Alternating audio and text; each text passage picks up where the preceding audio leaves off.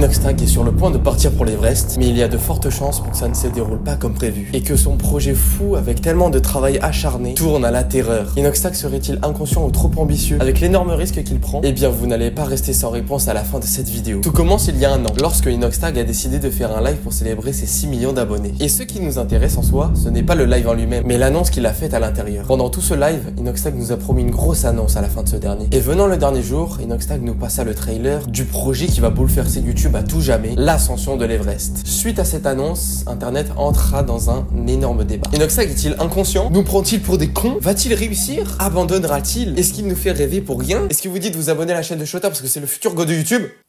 En somme, l'ascension de l'Everest n'est pas à prendre à la rigolade. Et Inoxtag va devoir rencontrer tout un tas de problèmes et de péripéties pour réaliser son rêve. Premièrement, Inoxtag va devoir s'entraîner comme un dingue et arracher son identité de youtubeur en la transformant en sportif de haut niveau. Mais malgré toute cette détermination, il n'est pas impossible que tout ce rêve, ce projet, tombe à l'eau. Premièrement, pour gravir le toit du monde, on ne peut pas y aller comme ça. Il faut acquérir un permis en réalisant des expéditions qui sont déjà extrêmement risquées. Et durant son entraînement, Inoxtag va gravir 10 mondes différents. Il va y aller crescendo pour s'améliorer de plus en plus, en ne grillant aucune étape pour ne prendre aucun risque. Et ici, on ne parle pas de petites expéditions, mais bien des monts qui sont extrêmement dangereux et surtout très hauts. La plus connue en France est l'expédition du Mont Blanc. Inoxtag nous en a donc fait une vidéo, mais ça ne s'est pas passé comme prévu. Pour commencer, chacune des expéditions, y compris le Mont Blanc, sont extrêmement longues. Comme par exemple 15 jours pour celui qu'Inoxtag s'apprête à attaquer, ou 2 mois pour l'ascension complète de l'Everest. Mais malgré tout, l'ascension du Mont Blanc d'Inoxtag fut assez péjorative. À peine 3600 mètres d'altitude, il n'arrivait pas à dormir à cause du manque d'oxygène.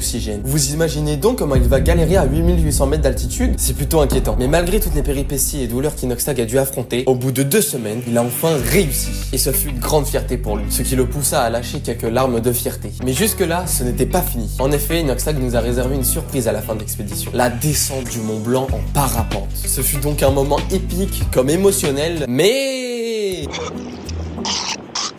Ah, le frérot, il a gerbé, hein. Hop là, le petit menu Happy Meal qui part en gerbe. Le frérot, tellement il a vomi son caca.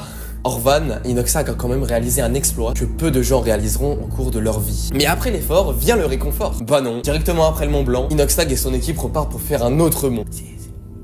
C'est donc une nouvelle montagne que vous connaissez sûrement tous, le Mont Cervin. Et là, vous allez me dire que son nom vous dit rien. Mais vous inquiétez pas, moi aussi, hein. Mais pourtant, c'est la montagne qui est présente sur l'emballage Toblerone. Ah, c'est quand même important à préciser, hein. Très important. Donc après plusieurs jours de galère et de travail, Inoxtag fut enfin rentré de ces 2 expéditions et retourna chez lui avec presque le permis de l'Everest acquis. Et en parlant de ça, que se passe-t-il si Inoxtag loupe une des expéditions qui permettrait d'avoir le permis de l'Everest? Et bien dans ce cas-là, c'est mort. Il ne pourra pas tenter l'Everest parce que c'est beaucoup trop dangereux pour son niveau. Inoxtag devra soit reporter son expédition, voire l'abandonner. Car il ne faut pas oublier que l'Everest n'est pas un jeu et que ce n'est pas à la portée de tout le monde. Beaucoup d'alpinistes, même les plus expérimentés, y meurent chaque année. Et ce n'est pas impossible pour Inoxtag qu'il y reste également, car il y a plusieurs façons de mourir sur l'Everest. Pour commencer, l'oxygène. Un manque d'oxygène peut être courant sur l'Everest. Et pour éviter cela, il est nécessaire de passer par plusieurs paliers pour pouvoir laisser le temps à votre corps de s'acclimater. Et si l'acclimatation n'est pas faite correctement, votre corps peut tomber malade et là, c'est la mort. C'est ciao, est-ce que c'est bon pour vous? Mais également, il y a aussi énormément de crevasses sur l'Everest et des passages bien plus dangereux que vous n'imaginez. Maintenant, je vais vous plonger dans la potentielle ascension d'Inoxtag. Le permis pour l'Everest est déjà un calvaire à acquérir. Mais en plus de ça, pour l'obtenir, nous devons passer par une agence d'expédition et claquer entre 50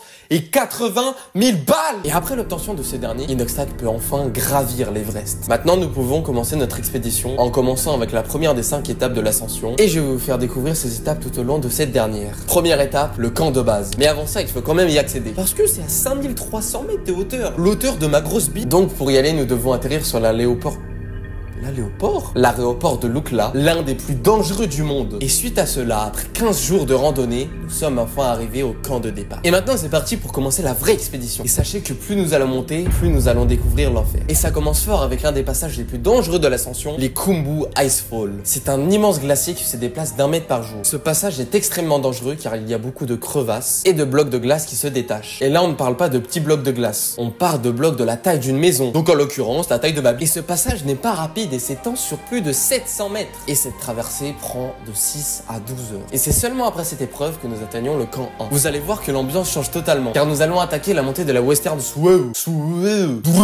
Et la température y est anormale là-bas. Elle n'est pas glaciaire comme on pourrait le croire, mais au contraire, c'est la canicule. Et les températures peuvent atteindre 37 degrés. Et là c'est bon, vous pouvez vous dire que vous pouvez faire l'expédition en moule bite. Tu ramènes patoche avec les baloches à l'air là. Après cette étape plutôt atypique, nous arrivons au camp 2. Oui, cette étape fut très rapide, car il y a seulement 4 450 mètres qui séparent le camp 1 au camp 2. Et maintenant, nous voilà partis pour le camp 3. C'est une partie assez risquée. The North Face. La Oz Face, excusez-moi, c'est un mur de glace à franchir sur plus de 900 mètres. Et la raideur de ce mur est vraiment raide. Oui, bon, excusez-moi pour le vocabulaire, j'avais pas trop d'inspi. Et pour cette partie, il faut compter de 4 à 6 heures de temps d'ascension. Pour enfin, ainsi, rejoindre le camp 3. Et à ce stade-là de l'expédition, il nous reste 1700 mètres à gravir. Et vous n'êtes pas au bout de vos surprises, parce que à partir de maintenant, les masques oxygène et bouteilles sont indispensables pour la survie. Car nous ne pouvons plus respirer naturellement à ces hauteurs. Et c'est à cette partie de l'expédition qu'elle devient cruelle. Car tout ce que nous avons monté jusqu'à présent n'était que de la rigolade. Donc pour continuer, nous n'avons pas terminé avec la North Face. Oh yes, putain j'ai mal.